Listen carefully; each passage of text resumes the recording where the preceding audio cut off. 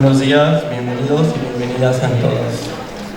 La Asociación Nacional de las Instituciones de la Enseñanza de Planeación Territorial, el Urbanismo y el Diseño Urbano ANCUD, la Licenciatura de Urbanismo de la Facultad de Arquitectura de la Universidad Nacional Autónoma de México, le damos la bienvenida al 23º Congreso Nacional de Desarrollo Urbano entre la metrópolis y el barrio. Sean bienvenidos y bienvenidas. El día de hoy tenemos la presencia de la maestra Zaida Musi, que nos honra con su presencia para el día de hoy. Bienvenida.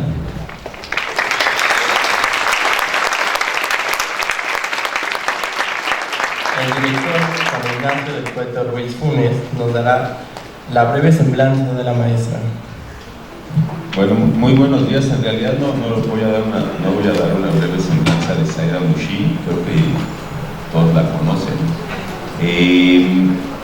Ayer inauguramos este 23º Congreso de la Asociación Nacional de Instituciones de la Enseñanza de la Planeación Territorial, el Urbanismo y el Diseño Urbano.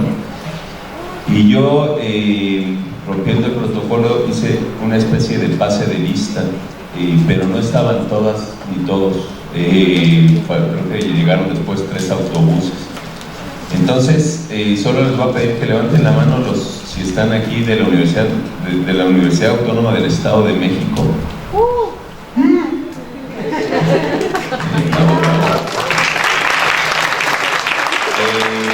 De la UAP, la Benemérita Universidad Autónoma de Puebla. Por ahí debe pasar. De la UDG, Universidad de Guadalajara. Creo que sí eran los que no llegaron puntuales ayer, ¿no? Ya lo mencioné. Universidad Autónoma de Yucatán, la UADY.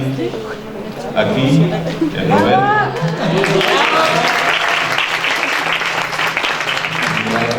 Universidad Autónoma de Aguascalientes. No han llegado. Ayer sí estaban. De la Universidad Autónoma de San Luis Potosí, Facultad del Hábitat. De la UAM Xochimilco. Ayer había alguien de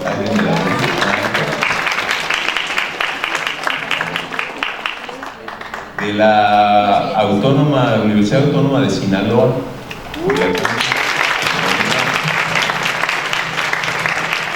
De la Universidad Autónoma de Ciudad Juárez. También vienen en camino. Y de la UNAM.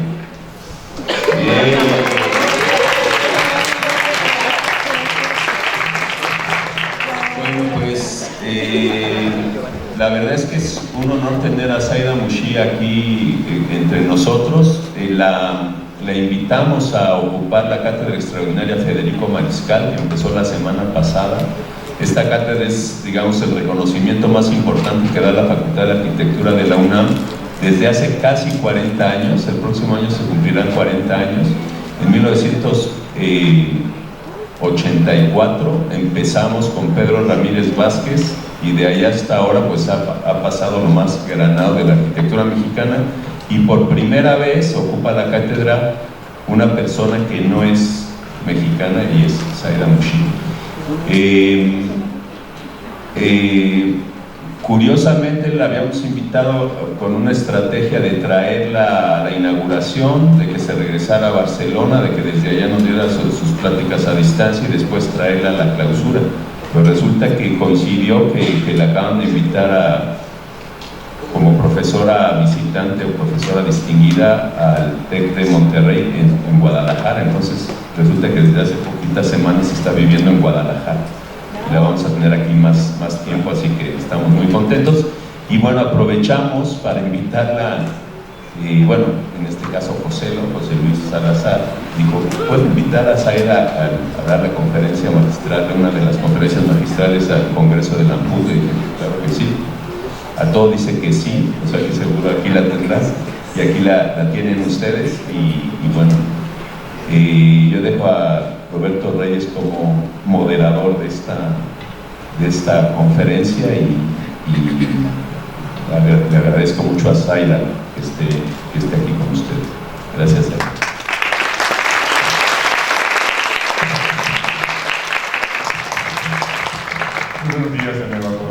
ustedes, señor director, como siempre, el agradecimiento por recibirnos aquí. Yo creo que realmente vinieron ustedes a escuchar a la doctora Saida Mushima, a mí, ¿verdad? Entonces, en ese sentido, pues, vamos a dar inicio a esta conferencia. Me va a apoyar el compañero para llevar los tiempos y después, supongo que vamos a tener un poquito de tiempo para poder dialogar con la doctora. Doctora, muchísimas gracias por haber aceptado la invitación, ha sido un placer escucharme. A ver.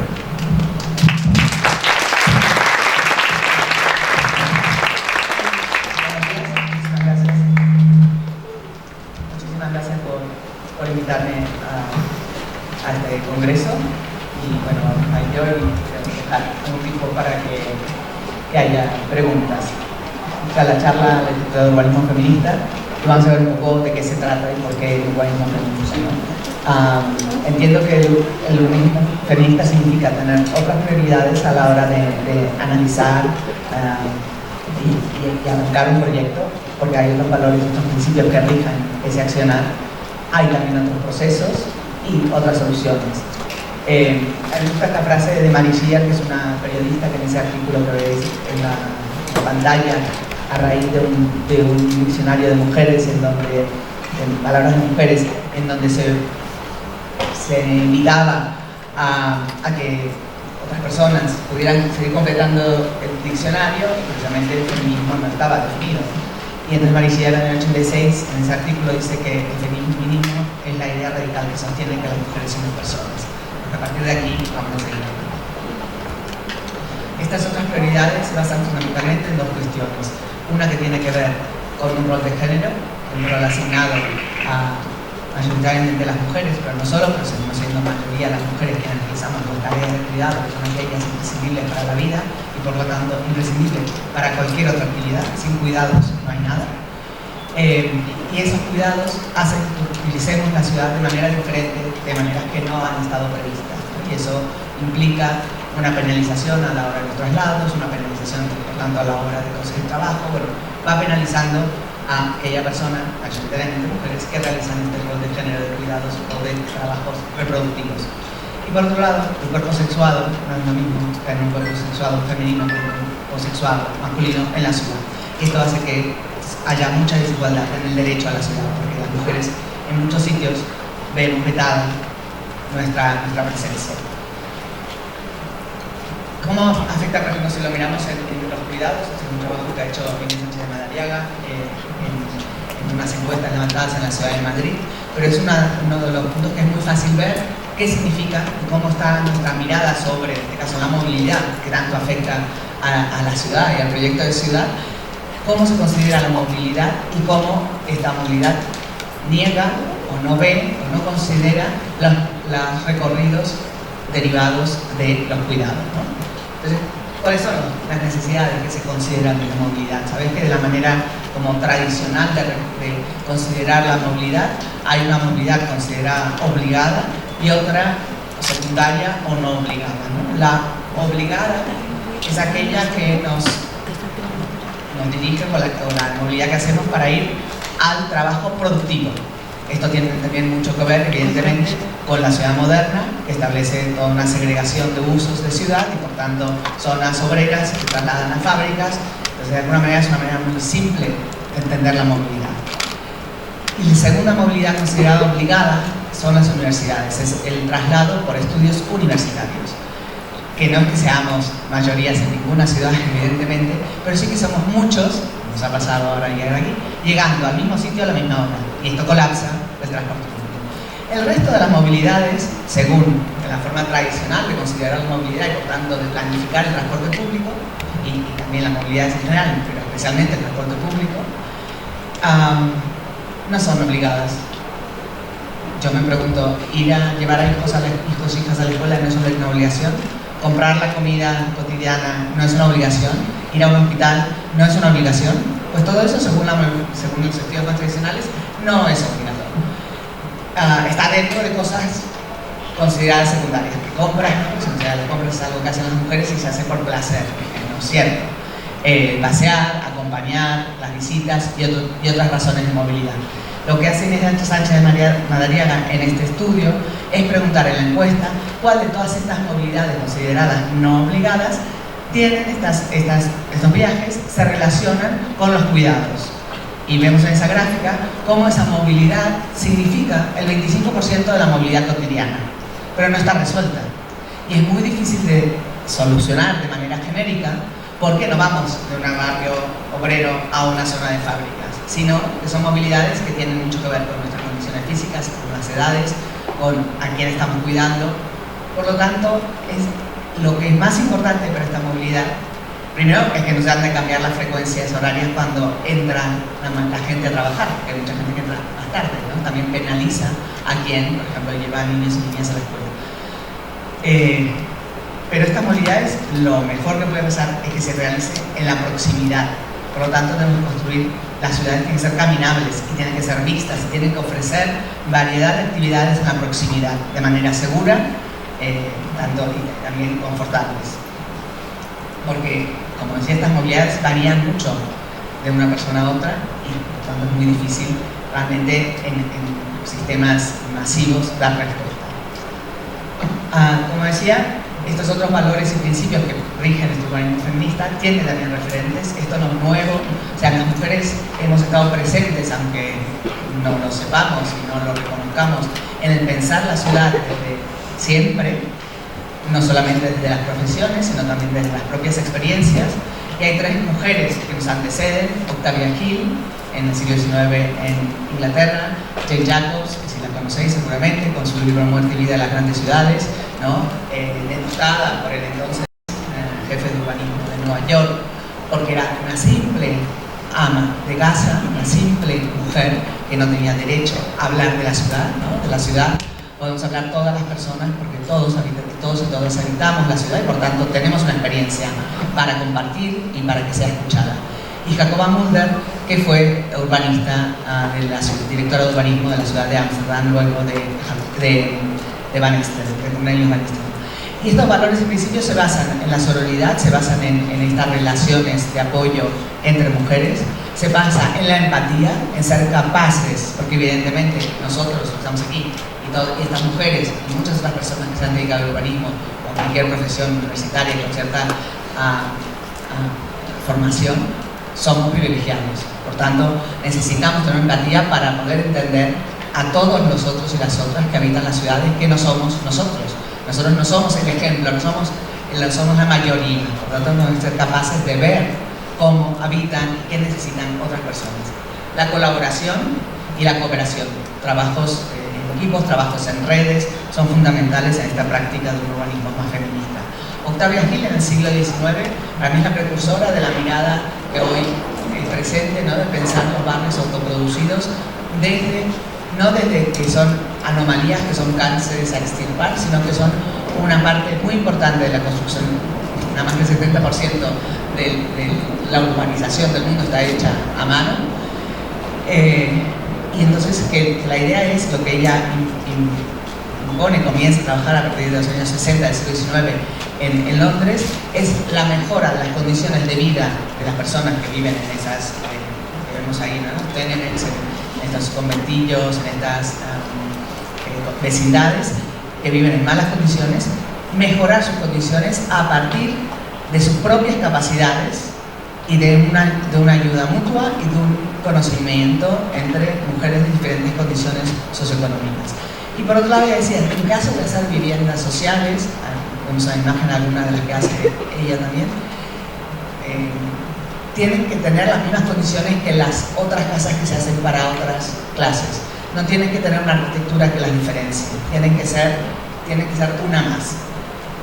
Son cosas que hoy aún tenemos que seguir peleando por ellas, ¿no? Y ella, para poder pensar esta manera de abordar y enfrentar esta mejora de las casas, visita esas casas y reescribe, ¿no? Ve cómo viven, entra, habla, conoce, tiene empatía por estas personas y ver cómo puede colaborar en la mejora de su modo de vida.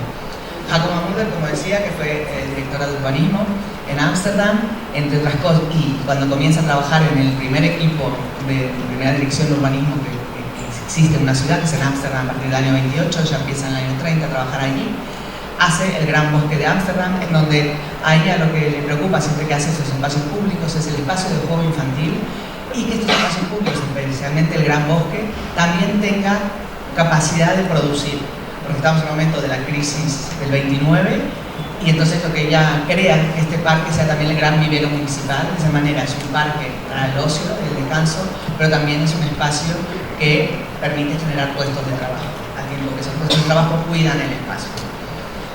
Y ahí la vemos, y también ella aboga por un cambio en las tipologías de las viviendas del sur de la organización urbana de las viviendas del sur de Ámsterdam, de dejar de hacer barras para comenzar a hacer L's y formar espacios más cuadrados, que lo vemos ahí en la imagen de arriba, para poder generar espacios de juego otra vez, espacios controlados, espacios visibles desde las viviendas. También tiene una gran discusión con la oficina de viviendas que quería más cantidad y altura, y ella decía que más de 4 o 5 pisos no eran adecuados porque alejaban demasiado los ojos, ¿no?, desde adentro de la casa del espacio público, y por tanto la relación entre ambos. Ella también es la creadora de las plazas, de la idea de estas plazas temporales que se hacen casi 700 entre los 50 y los 70 en Ámsterdam. Ella, observando qué pasa en la calle, observando a una niña o un niño jugar en una banqueta porque la ciudad central estaba destrozada después de los bombardeos y se estaba construyendo la ciudad al sur, todo el esfuerzo estaba en eso, pero claro, ve que también viven niños y niñas en ese lugar. Y si tenemos que pensar en ellos, aunque la ciudad esté destrozada y nos lleve tiempo todavía mejorarla, tenemos, aunque sea temporalmente, mejorar espacios para el juego infantil. Esto es algo que ya en el siglo XIX también lo habían reclamado mujeres de los movimientos sufragistas, especialmente en las ciudades de la costa este norteamericana. Entonces ella observa, ¿no?, ve una acción y ve un problema y busca y crea un proceso y un método para darle solución a este problema. No es que el ayuntamiento o el municipio decidirá vamos a hacer una plaza aquí y una plaza allí, sino que es la población la que tiene que decir tenemos unos usuarios que necesitan un espacio de juego y tenemos unos solares que están abandonados y vacíos. Con esos datos el ayuntamiento ve de quién son y hace protocolos de cesión de uso temporal de esos espacios. Y Aldo Van Eyck aparece como diseñador de los elementos con los cuales se conforman estos espacios. También el encargo es hacer unos elementos muy económicos que en su múltiple utilización puedan conformar diversos espacios de juego. Son estos, seguramente los habéis visto alguna vez, como los playgrounds de Aldo Van Eyck. Son grupos más complejos los que trabajan en la ciudad, ¿no? Es otro problema que arrastramos. Las autorías individuales casi no existen, ¿no? Trabajamos en grupo, en general en todo, pero en los temas urbanos muchísimo más. Quedan muy pocos espacios de estos, quedan algunos que vemos aquí arriba, más plazas, pero estos pequeños espacios temporales, evidentemente a lo largo del tiempo, han ido desapareciendo, que eso era la idea con la que se hizo. Y Jane Jacobs, que comienza el libro diciendo que su libro es un ataque contra el actual urbanismo y la reconstrucción urbana, que es un intento de presentación de nuevos principios de planificación y reconstrucción urbana, diferentes incluso opuestos a los que se enseñan. Es más bien un ataque contra los principios y los fines que han modelado el moderno y ortodoxo urbanismo y la reconstrucción urbana.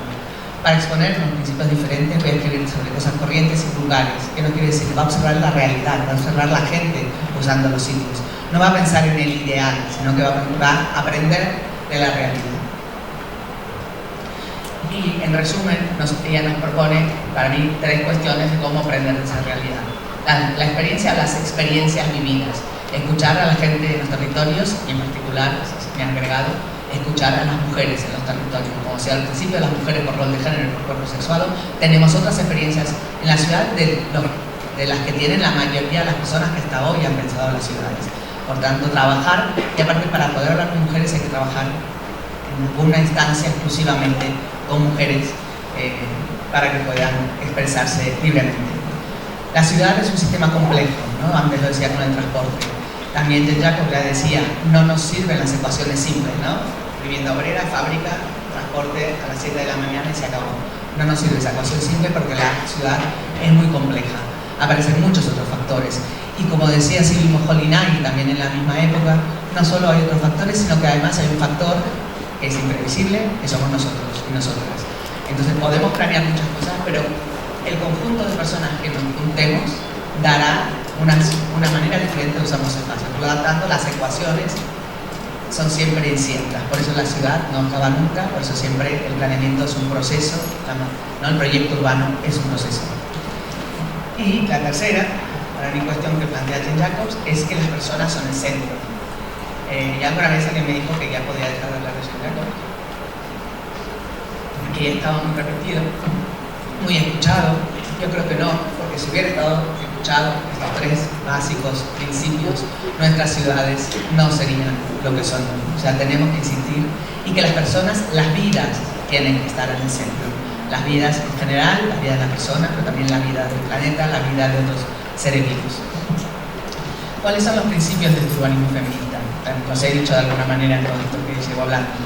Hay que profundizar el análisis de la realidad poniendo en relación lo social y lo territorial de manera interescalar. O sea, el espacio no existe, no tiene sentido si no vemos quién y cómo lo usa, y a su vez, evidentemente, hacer un zoom out y ver cómo ese espacio se relaciona con el resto del tejido de la ciudad. Hay que priorizar las experiencias cotidianas diversas. No existe el Mondlor, no existe la persona universal que utiliza un espacio, y cuanto más seamos capaces de ver esas diversidades, más nos podremos acercar a buscar preguntas y luego respuestas a las problemáticas reales. Y que se han de valorar las tareas de la reproducción, ¿no? No es solamente solucionar, llegar a la fábrica, no solucionar que los coches puedan ir en un segundo piso y la autopista, sino la vida del cuidado, sin la cual no hay nada más. Luego, la interrelación de los diferentes aspectos de la vida y los espacios. No es lo mismo, si acordemos, un plano con puntos que nos marquen cercanías, no es suficiente para entender si esa cercanía es real. Tenemos que saber cómo son esos espacios públicos, si hay pendientes, si hay aceras, si hay banquetas, si hay iluminación, si hay ojos en la calle. No es lo mismo caminar 100 metros por un descampado que 100 metros por un espacio lleno de vida. Por tanto, no solo una cuestión de tiempo y distancia, sino también de calidad del espacio. También es necesario reconocer las diversidades funcionales de cuerpos que uno mismo y una misma tiene a lo largo de su vida, pero también simultáneamente las personas tenemos en una ciudad. Y la ciudad tiene que pensarse para que todas las personas puedan tener acceso a las oportunidades y al derecho a la ciudad. Ayer lo comentaba en la charla en la facultad que una amiga arquitecta en la ciudad de Rosario había estado en Berlín y llegaba y me decía: ay, cuánta gente con dificultades físicas que he visto en Berlín, ¿no? Que hay gente con muletas, con silla de ruedas, con esto, con aquello. ¿Qué cosas, no? ¿Por qué será? Cuando llega a su ciudad, se da cuenta que en su ciudad no hay, porque no pueden salir de sus casas. Están encerrados en sus casas, porque la ciudad no está pensada para que no tenga el 100% de sus capacidades. Por tanto, se da cuenta que no es que en Berlín hubiera más, es que en Berlín tenían derecho a la ciudad. Y luego tenemos que romper la jerarquía entre personas y conocimientos, ¿no? Nosotras estudiamos carreras que nos acercan a un conocimiento técnico, pero no somos las únicas personas que sabemos sobre la ciudad, que sabemos lo que se necesita. Por tanto, tenemos que escuchar en una situación de igualdad, no en una situación de yo sé y os doy la solución. El urbanismo feminista y con perspectiva de género es inclusivo por definición, porque no mira, eso es algo que cuesta mucho entender, no mira solamente a las mujeres, parte desde la experiencia de las mujeres, pero mira a todas las personas y a las vidas. No es un resultado formal, no hay unas recetas, porque tenemos que ir de las recetas en cualquier aspecto. Es un proceso que tiene que ver con una manera de entender, una manera de mirar, una manera de hallar las preguntas, escuchar, etc. Por tanto, es esa mirada diferente que reconoce lo invisibilizado del discurso hegemónico masculino, de clase, etnocéntrico. Estos otros procesos evidentemente nos lleva a una participación que tiene que ser considerada como parte de cualquier proyecto, no es un añadido, no es una línea que se pone después en el pastel cuando está terminado, sino que es parte de los procesos que se han de diseñar específicos para cada situación. Y al ser interdisciplinarios, pero las personas que estudiamos el espacio físico, también tenemos que aportar y mucho en estos espacios, porque precisamente sí que tenemos esa formación que nos debería permitir entender que del espacio público genera situaciones de confort o de disconfort, que de la conformación espacial ayuda a que la ciudad sea igualitaria, etc. ¿Vale?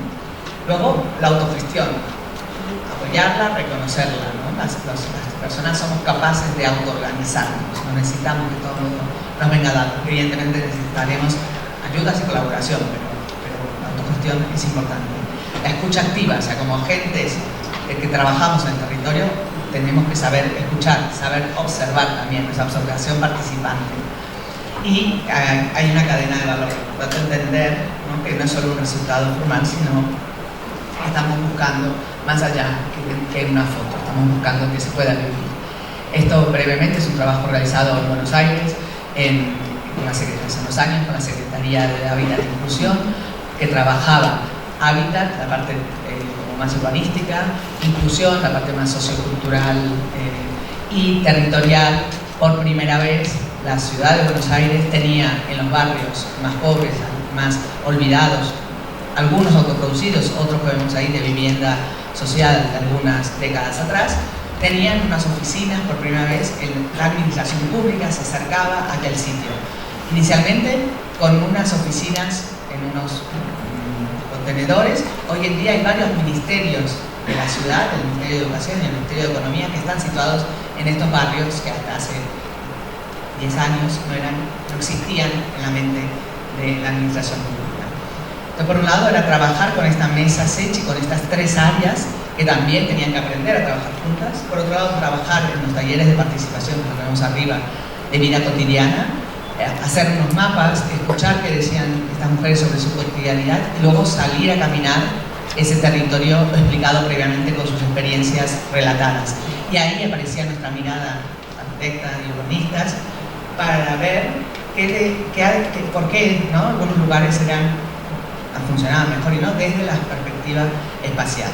Y de ahí salieron las propuestas de líneas proyectuales, en donde, por ejemplo, esta que vemos aquí abajo,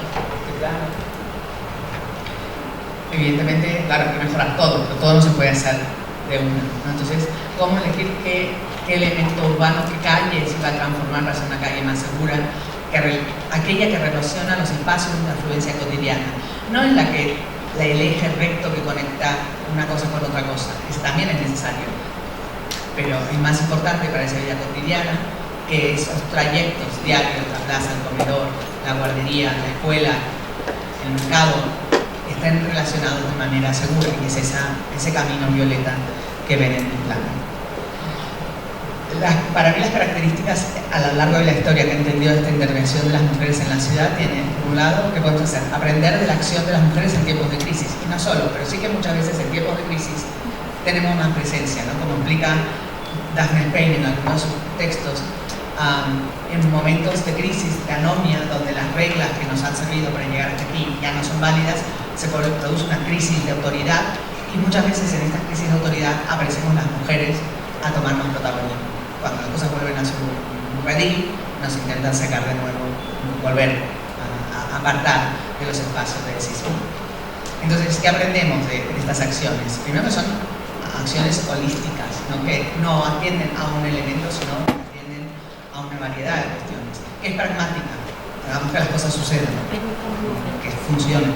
Es inclusiva, incorpora a todas las personas, y es creativa. Entonces, desde los puertos que empiezan a aparecer a finales del 19 y aparecen como solución de la crisis del 29 en ciudades como Nueva York o Chicago, donde si no traes trabajo no comes, pues entonces veamos cómo hacemos comida en la ciudad, ¿no? O la imagen primera de cuando vemos esa calle, niños jugando, agua estancada y un caballo muerto, pues por esas fotos, por esa situación, los grupos de mujeres de Chicago, de Boston y de Nueva York se organizan en lo que se llamaron el Municipal Housekeeping, o sea, el cuidado del hogar municipal, y exigen a los gobiernos municipales que no solo se encarguen del gran parque emblemático, de la avenida emblemática, sino que miren más allá, que miren aquellos barrios donde vive la inmigración obrera y donde los niños y las niñas no tienen lugares donde estar, están en las calles infectadas. Y entonces, ¿qué exigen? Exigen espacios de juego infantil, exigen baños para toda esa población, porque en las casas no hay, y exigen que se limpien las calles y que se haga un pavimentado higiénico para evitar, evidentemente, problemas. Otra es incorporar, en estas palabras, la coactuación y la corresponsabilidad, o sea, trabajo. O sea, esto que decía también antes, autogestión, reconocer y buscar en el grupo las capacidades. Entonces, el apoyo mutuo, el intercambio de conocimientos, los proyectos basados en necesidades reales. Este es un ejemplo en La Paz, Bolivia, de Mujeres Creando, que es esta casa que se llama La Virgen de los Deseos, una casa que da solución a muchísimas, a su gran equipamiento, que es autogestionado por grupos de mujeres de diferentes clases y situaciones socioeconómicas, es donde hay una guardería que está 24 horas abierta, donde niños y niñas duermen allí porque su madre trabaja de noche. Muchas familias, porque la cabeza de familia es una mujer y no hay otra persona a cargo. ¿Qué pasa con los niños y las niñas cuando esa madre no puede estar al cuidado a la noche? Pues esta guardería lo resuelve permitiendo que los niños y las niñas duerman aquí. Hay un comedor llevado por 2 cooperativas de mujeres. Hay asistencia médica, jurídica, económica para mujeres que sufran violencias, gratuita, dada por otros grupos de mujeres de mayor privilegio. Hay habitaciones de seguridad en el mismo piso. Hay una radio para las cholas que trabajan en las casas. Bueno, hay realmente, es un equipamiento múltiple que da respuesta a muchas diferentes necesidades, tanto de la vida personal, entre comillas, de los cuidados, como de la capacitación y la vida productiva de las mujeres. Y la tercera es que trabajar para personas reales y no abstractas a partir de la observación y la participación. Es un proyecto en la ciudad de Viena. La ciudad de Viena lleva desde los años 90 incorporando en muchos proyectos pilotos, pero que al final han ido permeando a las políticas generales de la ciudad, incorporando la perspectiva de género.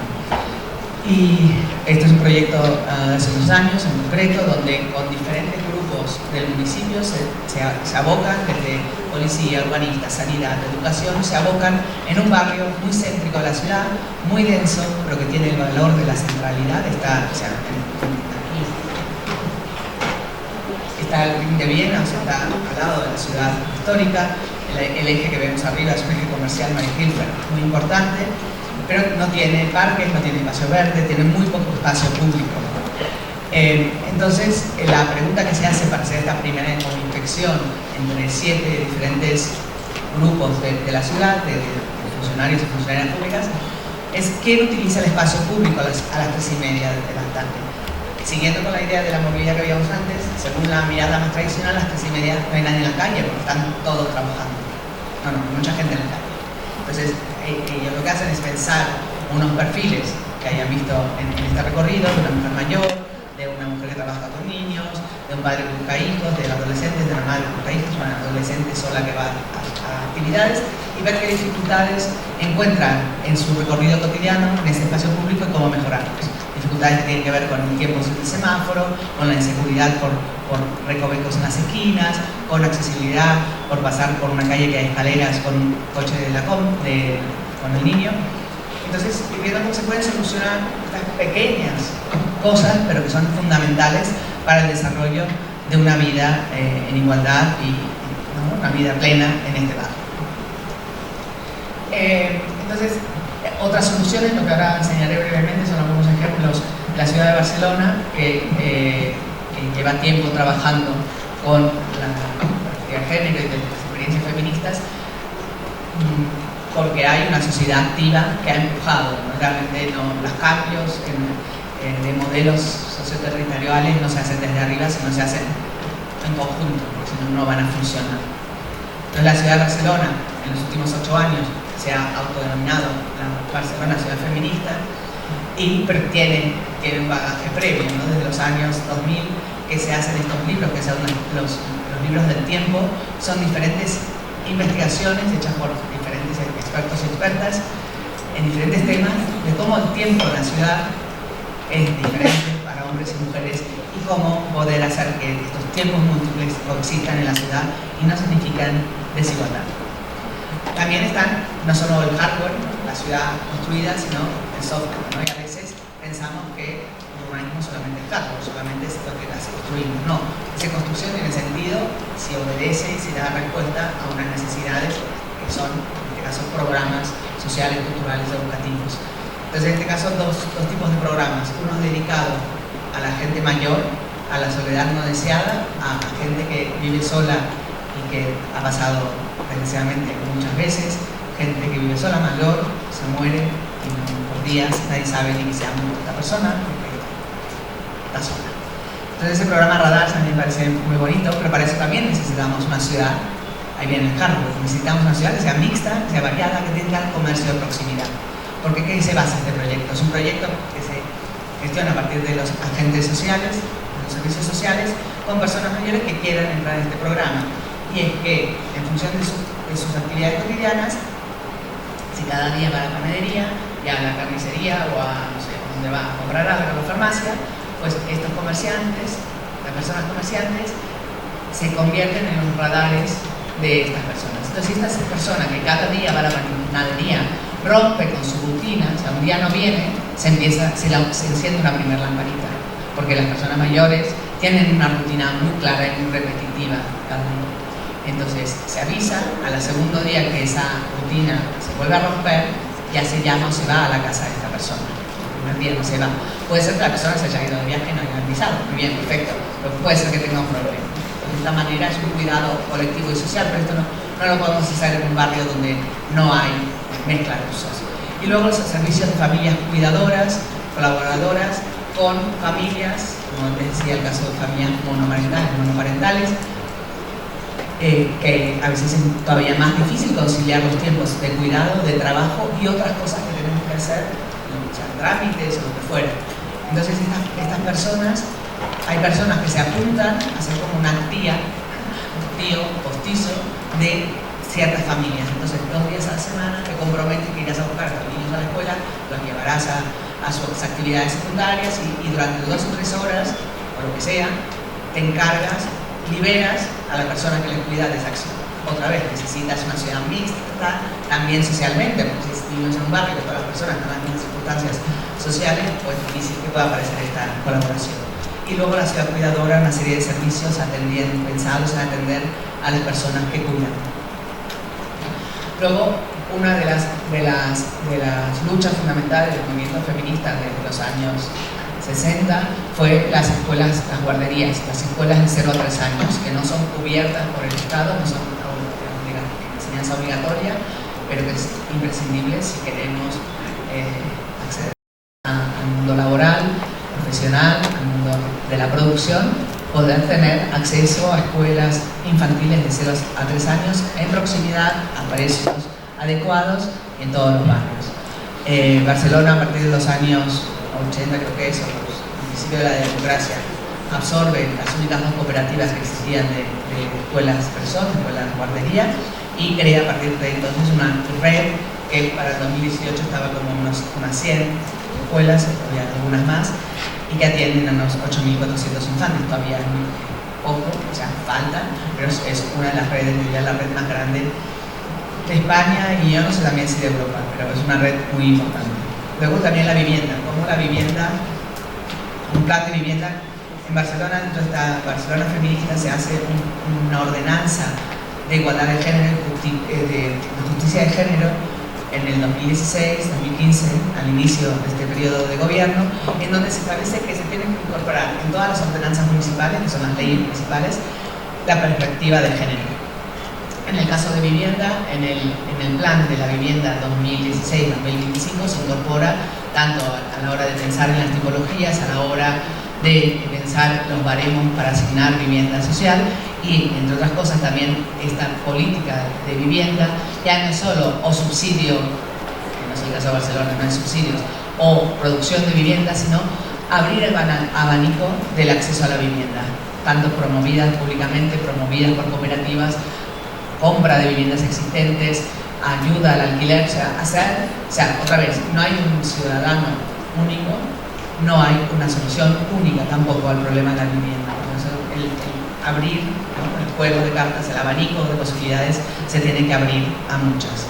Dentro de estas políticas de vivienda aparece la vivienda cooperativa en cesión de usos, que son unos proyectos de autogestión que salen de la base ciudadana organizada en cooperativas de usuarios y usuarias, pero el ayuntamiento acepta este modelo como un modelo también de vivienda social y pública, y lo que hace es generar un sistema de cesión de suelo a 75 años a un precio muy simbólico, donde estas personas construyen su propia vivienda y que no es propiedad de la cooperativa, la vivienda. El suelo siempre será público,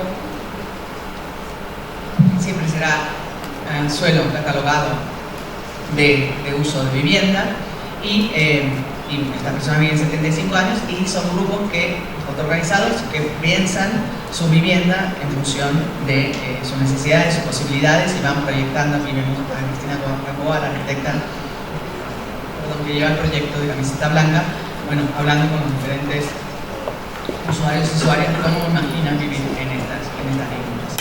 Este es el edificio todavía en obras. Algunos de los interiores son viviendas reducidas, a las cuales además han cedido parte de su superficie, según ley, a lo colectivo. Entonces es unas viviendas que comparten espacios de cuidado, espacios de juego, espacios de recibir personas, habitaciones, tienen una cocina colectiva, tienen también la zona de lavado al lado de la sala como de reuniones, y el sitio de colgado de ropa, donde también hay elementos para el juego, como vemos ahí, unas columnas. Otro del proyecto que sale de los presupuestos participativos en Barcelona, de la primera experiencia de presupuestos participativos, es referido a los bancos, por eso está esta foto ahí. Se hace en el ensanche de Barcelona, que es la parte central de la ciudad del proyecto del siglo XIX, está de las manzanas todas iguales con nuestras franjas y esquinas. Sale, después de propuesta de proyectos y después de presupuestos, una iniciativa para trabajar sobre las necesidades de las personas mayores en el espacio público. Ese ensanche tiene como característica unas aceras muy amplias, muy arboladas, o sea, cada 8 metros hay un árbol, pero no hay muy pocos bancos, no hay casi plazas, ese es uno de los problemas que tiene, y no hay bancos. El banco, eso vemos en la otra foto, es de María Hilfer, del proyecto que mostraba antes en Viena. Los bancos en la ciudad no son solamente espacios para el ocio contemplativo, un lindo parque que nos permite ver el atardecer. No, los bancos en la ciudad son herramientas de autonomía. Una persona mayor, una persona que acaba de ser operada, una mujer embarazada, una persona que va con niños pequeños, tener bancos donde descansar un rato permite llegar más lejos. O sea que los bancos son las herramientas fundamentales para la autonomía urbana. Entonces el colectivo Cursis hace un análisis de este barrio, y lo interesante que vemos en estos planos, que son los recorridos que hacen las personas, pero ¿dónde hay bancos en el ensanche? Los bancos están en las avenidas que están en verde, que son o las avenidas más ligadas a las oficinas, al turismo o a la movilidad que tiene que ver con la producción. Pero en el barrio, entre comillas, en la parte interior del barrio, no hay bancos, y es por donde se maneja la gente que vive en el barrio, ¿no? El mercado, vas del mercado a tu casa, no digo que no uses las avenidas, bien las usas, pero en el barrio no están. Entonces empiezan a estudiar, bueno, dónde están los elementos, ¿no?, de atracción, y empiezan a estudiar cómo poner bancos. Este sistema de aprender cómo poner bancos también, que vemos ahí en la foto de arriba al medio, unas sillas, era hacer los recorridos con las personas mayores con unas sillas plegables, ir situándose en diferentes lugares y ver por qué en un sitio los bancos o en otro. Este método de los bancos lo empezó a implementar en la ciudad de Girona Isabel Salamaña, geógrafa que durante mucho tiempo ocupó cargos políticos en el Ayuntamiento de Girona y profesora de la universidad, y ella, por la propia experiencia de su madre, en realidad, que no podía salir de la residencia donde vivía porque no llegaba, hizo eso, agarró una silla y fue con su madre a ver dónde llegas aquí, y ella durante 20 años se dedicó a poner, además de otras ocupaciones políticas, a poner bancos en la ciudad, siempre con esta idea, ¿no? Y ella, ocupara el cargo político que ocupara, ella decía, los bancos me los llevo yo, siempre va conmigo, entonces siempre ponía.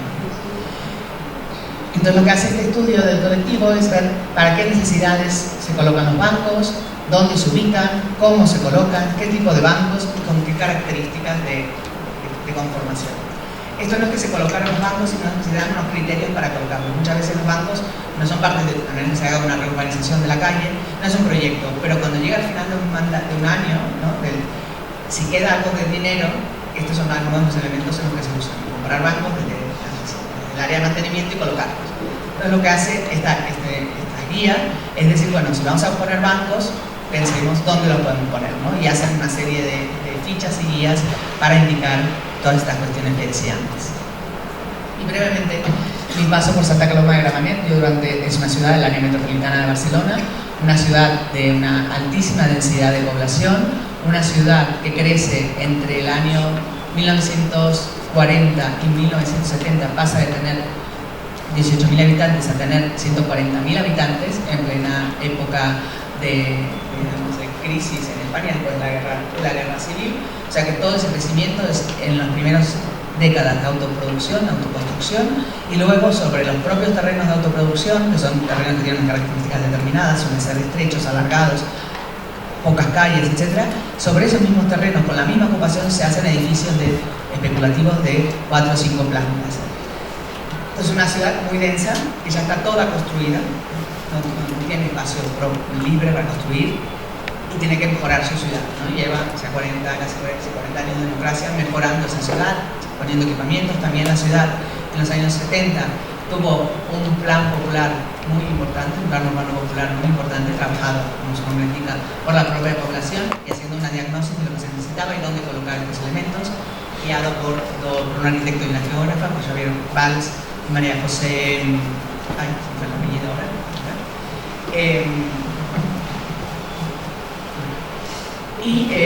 entonces me tocó ser directora de urbanismo y un largo etcétera de cosas, ocuparme de todo el espacio construido y físico de la ciudad, incluido la parte de ecología y parques, y también la parte de plagas de la ciudad.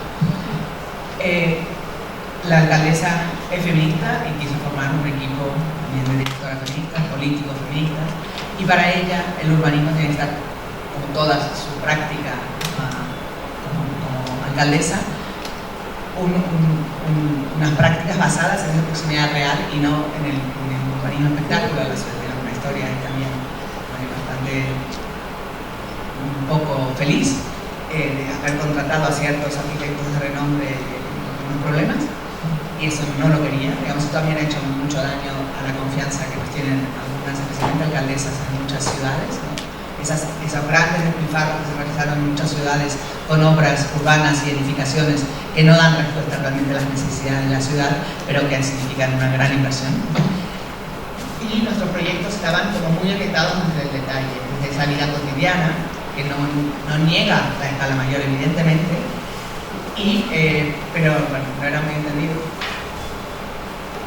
desde una mirada más tradicional, y nos decían que hacíamos un urbanismo de la lista de la compra, a la que a nosotros nos parecía que estaba muy bien y no nos parecía. Entonces, y luego también el trabajo entre las 4 áreas. Lo que hizo este gobierno, el gobierno de Rodríguez Parlón, fue separar la ciudad en 4 áreas de gobierno muy grandes, pero para que también el diálogo y el trabajo transversal fuera más fácil, cosa que muchas veces tampoco es muy entendido.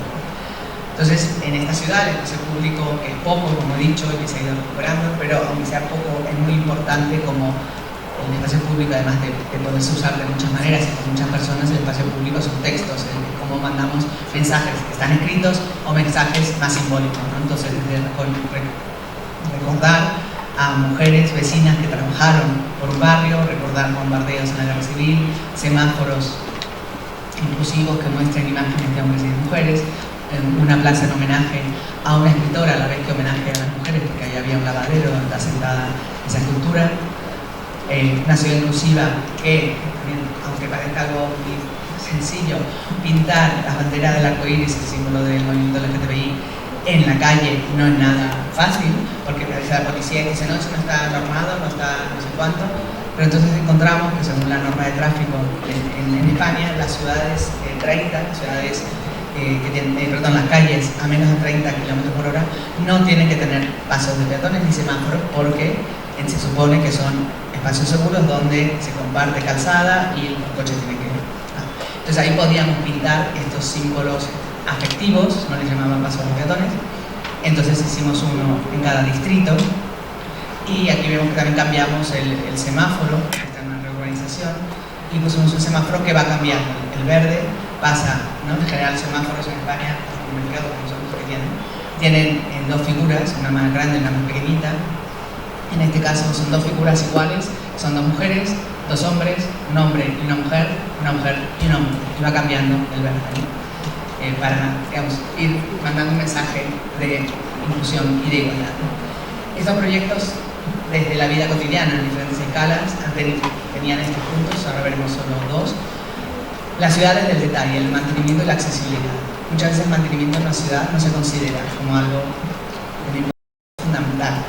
Hacer cosas y no mantenerlas es simplificar, pero en general nunca hay presupuesto para mantenimiento, no se tiene en cuenta, no importa, ¿no? No es que se cortó la cinta de inauguración, ya que sea. y a la gente del día a día el mantenimiento es lo que hace que la ciudad sea amable. Barrios de peatones, que en Barcelona se llaman superillas, aquí llamamos barrio de peatones, o sea, zonas donde el vehículo pasante no es bienvenido, sino que puedes entrar a aparcar o entras y sales, pero se van resguardando estas zonas entre avenidas de más circulación para que los coches no atraviesen y por tanto no vayan tan rápido y sea un espacio más seguro.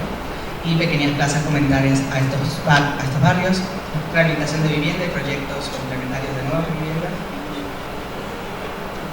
Fue también muy precursor la ciudad en una rehabilitación de vivienda privada con dinero público, eso es muy difícil, si a alguien le interesa que se pueda explicar.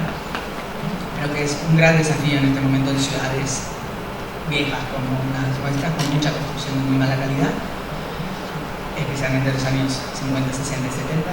Equipamientos de referencia para crear capacidades, como decía, es una ciudad con mucha necesidad, es una de las ciudades con menor renta per cápita de Cataluña, con más de personas que provienen de más de 100 países diferentes, o sea, es una ciudad que tiene muchos desafíos y uno de ellos es la creación de capacidad, ¿no? Que la gente pueda capacitarse para poder encontrar mejores trabajos. La ciudad como texto, que vimos antes como para visibilización de derechos, y ciudad de universidad. Aún siendo una ciudad periférica, la Universidad de Barcelona tiene una sede aquí dedicada a la alimentación y a la nutrición. Uno de los proyectos que hicimos es esta SIVA, que venía de unas ideas trabajadas en el ámbito académico y en un proyecto de colaboración en la India y después también en Buenos Aires, pero en uno de los casos se logró, que era generar centros de recursos para mujeres, que no son solo centros de formación, sino son centros que son de formación, que son centros que permiten empezar empleo, porque uno de los problemas que se ve cuando hay centros de creación de capacidades, de formación para el trabajo, que a las mujeres pues, les es más difícil que a los hombres encontrar trabajo productivo, porque muchas veces están alejados de sus residencias y el tiempo no les da para ir y volver y cuidar. Por tanto, aunque estén formadas igual que los hombres, no encuentran ese trabajo. Entonces la idea de este lugar es que también fuera una incubadora, un vivero de iniciativas laborales femeninas, por eso de economía feminista, y también espacios de cuidado para niños y niñas, aunque mientras pueda trabajar con un teatro informe, las personas que dependen de mí puedan estar atendidas. Es un proyecto bandera de la alcaldesa, que ahora se ha acabado después de casi 6 años. Se había iniciado cuando yo se había terminado la primera etapa y ahora se acaba la segunda etapa. Es un edificio muy bien situado y con mucha superficie, ¿no? Entonces la idea del edificio es la recuperación de una antigua fábrica que luego fue un juzgado, fue un instituto, y la idea también de la rehabilitación era que fuera no una rehabilitación espectacular, sino mantener al máximo lo que había, incluyendo acabados, ¿no? Terminar las paredes, los suelos, solo parchear, o sea, no es necesario que la cosa esté, ya era muy grande y tener todo este edificio adecuado y agregado y tener tecnología era más importante que el edificio esté como todo hecho de nuevo y no tenía mucho sentido. No, la planta baja es de acceso libre para todo el mundo. En el -1 hay un servicio exclusivo para mujeres, especialmente mujeres que sufren violencias. También en la planta baja aquí hay un comedor cooperativo, un comedor que ahora se llama a licitación, la idea es que fuera cooperativo, a ver si se puede eso, ¿no? Porque en las licitaciones públicas no se puede marcar tanto. La idea es que en el tejado hubiera y hay un huerto, unos huertos ahí están en bandejas, en mesas, no están en el suelo. Luego hay, decía, la planta baja es accesible, hay muchas actividades abiertas, hay espacios para trabajar. Y en el primer y segundo piso hay zonas de formación, zonas de coworking y zonas para comenzar. O sea, hay maquinaria para coser, hay unas cocinas donde se puede realizar trabajos, no sé, de cocinar para afuera, para organizar catering, etc. Hay diferentes salas para poder arrancar compartiendo espacios diferentes trabajos. Y también hay una sala, que es esta sala para el cuidado de niños y niñas, que no es una guardería, no es un espacio educativo, sino es un espacio para esas horas, parte de la escuela, donde necesitas cuidado. Aquí vemos algunas imágenes de la fachada que se arregló en la primera etapa, se hizo que el edificio estuviera protegido, no entrara agua, etcétera, estuviera aislado, y se secaron las ventanas de los pisos de arriba y los espacios compartidos de la planta baja. Y claro, aquí no solamente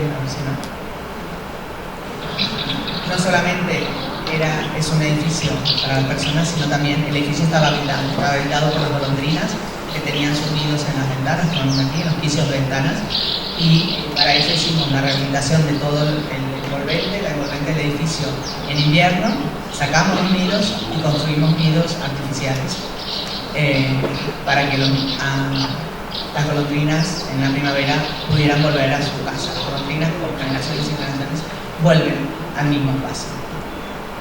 Volvieron por suerte, o sea, tardaron en llegar, pero volvieron. Y el segundo proyecto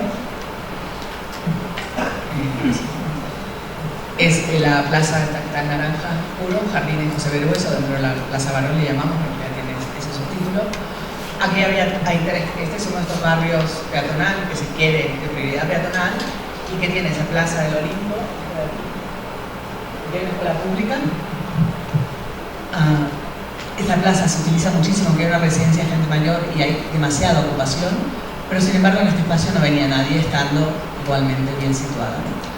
Entonces, pero claro, no venía nadie porque la plaza es esto, o sea, la plaza era esto, un espacio con poca visibilidad, con ninguna actividad, con árboles tampoco que dieran mucha sombra, y entonces decidimos hacer un proceso de participación con estas arquitectas, con Iwasaki,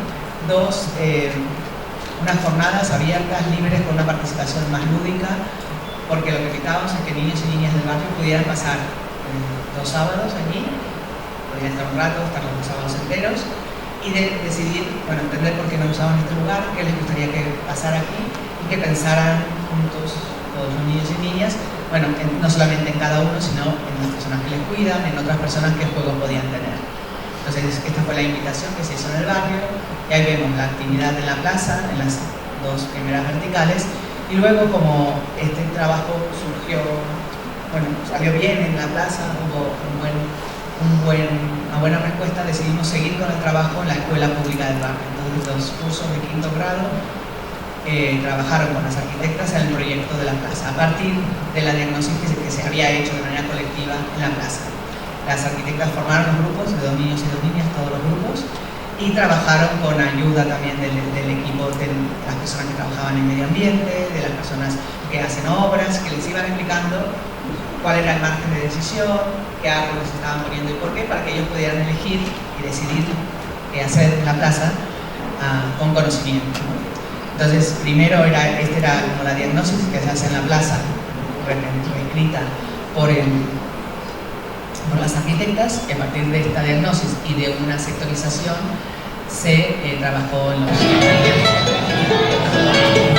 Aquí realmente un niño explica el proceso, está traducido. Al costat de la nostra escola està la plaça del Maró.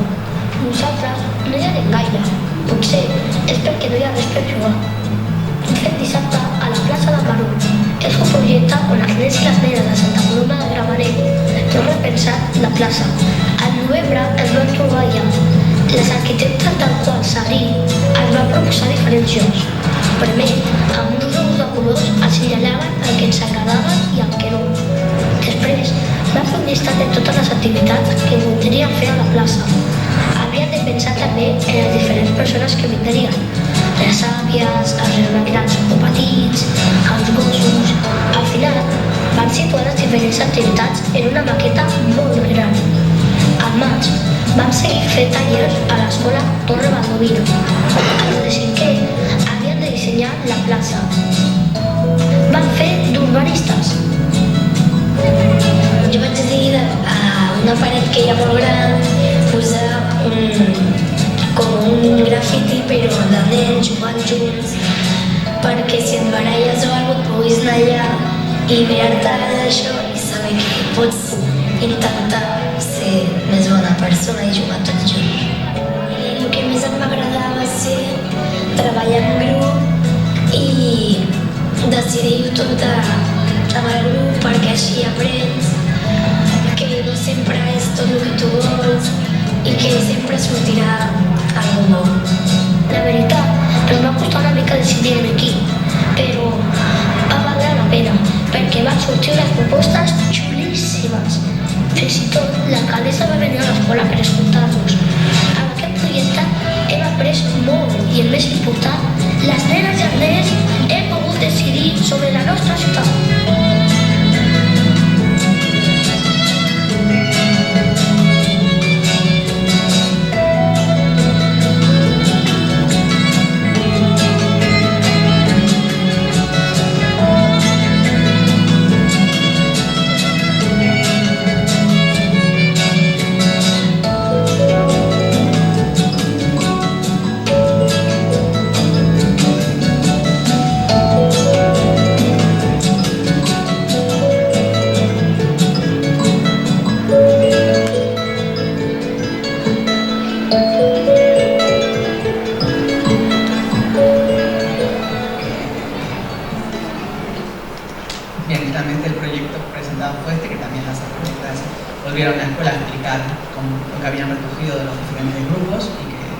decidida este proyecto, que una de las cosas importantes, bueno, lo que tiene de característico toda la sectorización sí fue planteada con los niños tanto en la plaza como en la escuela, luego la utilización del color tanto en los suelos como en los elementos como en los árboles, es como lo que algo no hubiera pasado si no fuera de esta manera el trabajo, y se abrió en la calle de arriba, no en la calle Mayor, se abrió el muro, se quitó, con lo cual es ese lado, que algún día esa calle será más peatonal. La plaza no tiene límite, ¿no? Hacia el lado abajo sí, porque como hay que proteger las zonas del juego por norma, se dejaron los muros que existían, ¿no? Entonces aquí vemos algunas de las imágenes de cómo quedó, ¿no? El mural que explicaban estos niños, esta gran pared aquí, el mural que explica la presencia de los niños y las niñas en el trabajo, en la plaza, ¿no? Los bancos en donde se espera, se descansa, la plaza se utiliza también como espacio de paso, cosa que antes no pasaba, con lo cual la seguridad y diferentes tipos de utilización. Hay una zona activa, pero sin pelota, que es esta, que no tiene protección alta, y una zona activa para pelota que está de este lado. Vemos como la plaza es aprovechada, ¿no? Para atravesarla con los carros de la compra, el descanso en los bancos, aunque sea pequeña, sí que se ve un poco toda esta búsqueda de la multiplicidad de actividades y pensar en las diferentes personas aquí. Muchas gracias.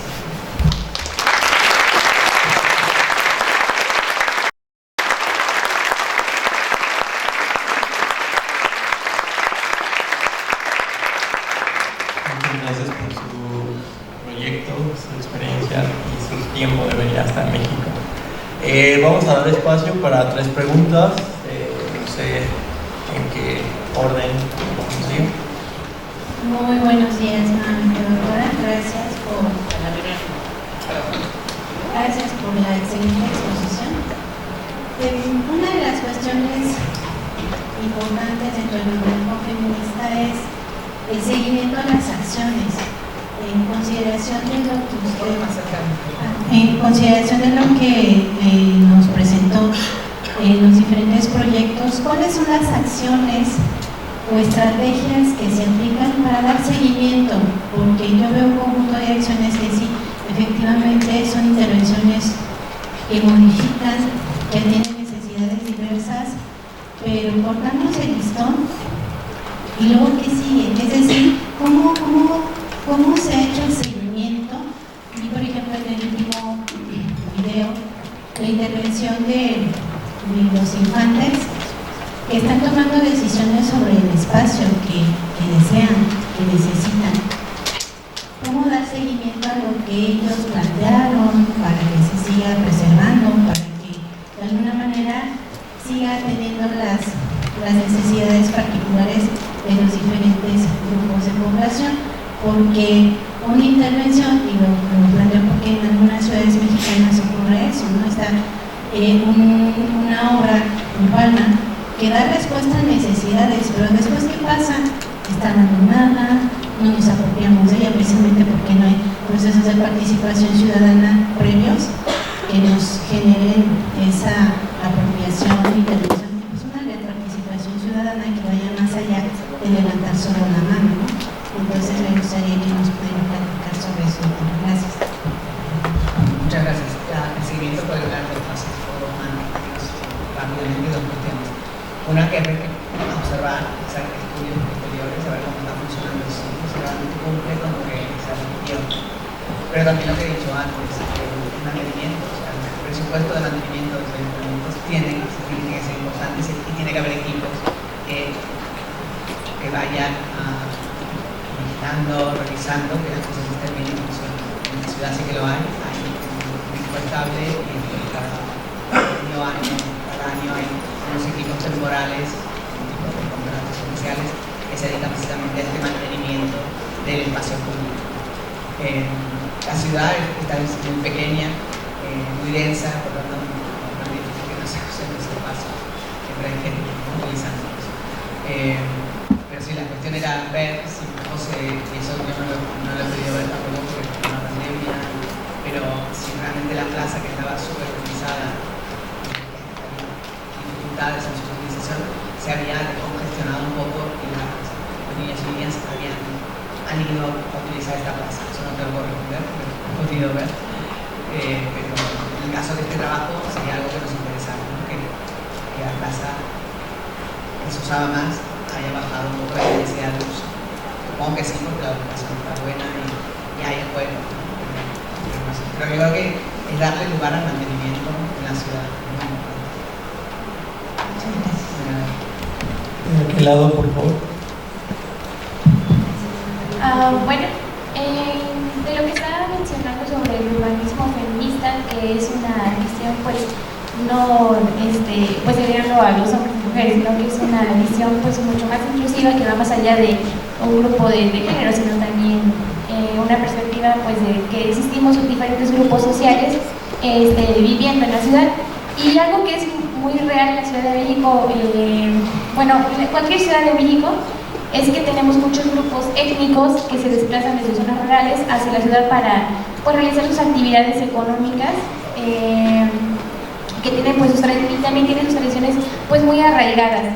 Pero es cierto que nosotros, o sea, pues los vulneramos, los segregamos y tenemos unos comportamientos demasiado machistas también a estas personas, que la mayoría pues son mujeres que vienen aquí a vender artesanías que ellos realizan.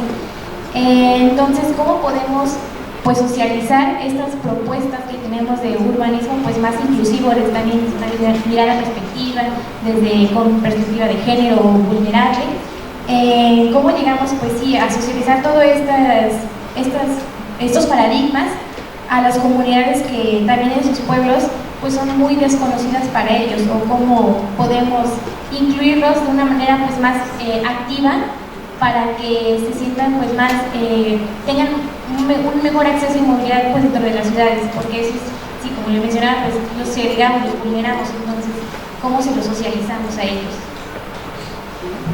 Supongo que la manera es generar procesos de participación y que puedas ser incluidas, o sea, no vas a que puedas entender qué es lo que ellos necesitan, no lo que nosotros pensamos que necesitan, sino que necesitan, y ver cómo eso se incorpora en el proyecto de ciudad. Ahí yo estuve colaborando con un proyecto de la Universidad de Cuenca, con el ¿Perdón? No se oye. Ay, perdón. No, que decía que hay que incorporar a estas mujeres, ¿no? A estas personas en un proceso de participación para ver realmente qué es lo que necesitan, no prejuzgarlo nosotros, y ver cómo se incorporan sus necesidades en la ciudad. Puede haber en unos trabajos que habían hecho estas arquitectas de Colsari como estudiantes en la India, precisamente trabajaban con personas migrantes, y una de las necesidades que salían era que estas personas que migran y que pasan por una ciudad, pero que no es un sitio definitivo, pero no tienen dónde estar. Entonces, bueno, se necesita una especie de albergue de migración con unas características, muchas mujeres. Y comentaba que también hace poco estuve colaborando, asesorando, escuchando el proyecto en la Universidad de Cuenca de Yactalá sobre precisamente las mujeres, que son la mayoría mujeres, que se dedican a la recogida de material de reciclaje en la ciudad, que se están caminando, arrastrando un carro, pero que no tienen, se pasan 12 horas, 14 horas dando vueltas por la ciudad, no tienen ni un sitio donde comer, ni unos baños. Entonces, bueno, hablando con ellos, tienen sus recorridos, viendo de qué manera hacer más efectivo y más su trabajo, ¿no? Que en menos tiempo puedan realizarlo, y ver qué necesidades pues, necesita que la ciudad cubra, ver dónde hay posibilidades que se cubran, si hay que construir, si hay que estar de acuerdo con instituciones, porque cómo funciona en el momento, en este caso, por ejemplo, para los baños, que estos grupos de mujeres tienen acuerdos de palabra con algún sitio que les dejan entrar, pero cuando quieran pues decirles que no es muy práctico. Entonces yo creo que es primero verlos como gente, como sujetos de derecho, y ver qué necesitan. Para eso necesitas, por supuesto, proyectos de participación que estén pensados exclusivamente para esas circunstancias.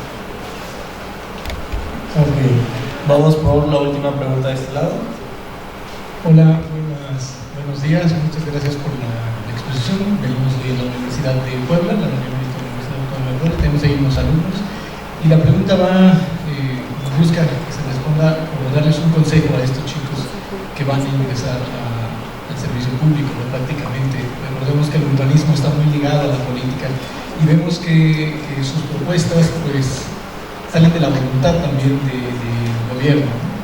¿Qué consejo les daría a ellos que se van a insertar como directores de obra, como algunos presidentes municipales o algún cargo político, ¿cómo les diría que pasen de los proyectos que tenemos, proyectos a veces sin sentido, proyectos que benefician ciertas partes económicas, políticas? ¿Qué consejo les daría para que ellos puedan promover este tipo de proyectos, que vayan más allá, que no se queden en el urbanismo clásico que hemos tenido de ejecutar y cobrar? Muchas gracias.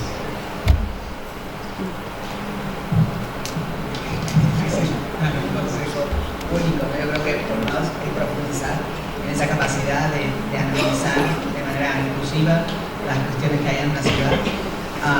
Creo que tampoco, aunque sean muy inclusivas, pueden venir de arriba, por tanto tienen que tener su base en que haya una sociedad que esté pidiendo unos cambios, y también puedes hacer de gente de educación, de transmisión de valores, de explicar, ¿no? Porque a veces la gente también queremos cosas porque hemos visto una foto y nos han contado algo, o sea que no estoy diciendo que toda participación nos va a llevar a generar plazas inclusivas y no sé qué, porque también la mente de todos nosotros está mediada y está transformada por unas imágenes que no tienen contexto.